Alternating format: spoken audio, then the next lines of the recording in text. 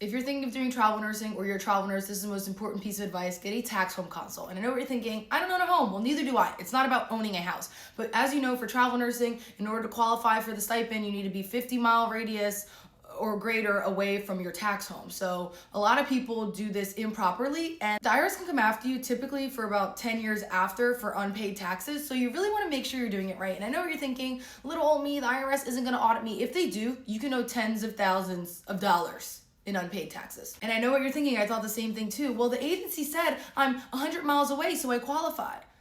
It doesn't necessarily mean that's the case, okay? There's a lot of ins and outs. I did a travel nurse tax home consult, and they told me the ins and outs of travel nursing state by state, those states that I've been working in, how I need to obtain and keep up my tax home, whether it's paying rent, whether it's doing a certain amount of shifts a year. Like, they have it down to a science, and they will make sure you are following the guidelines and still meeting the criteria to be a travel nurse. Y'all have to remember the agency gets paid when you get paid, so they don't care how you spend it. They don't care if you have an actual tax home, if you're actually paying rent, if you're using a friend's address. I've literally had agencies just tell me to do stuff so I can meet qualifications for certain things, okay? So highly suggest getting a travel nurse tax home consult, or just a tax home consult in general, so that way you can make sure you're meeting the IRS guidelines. And you can travel nurse, you can go by your hardcore life, you can still make a lot of money, and you can keep the money.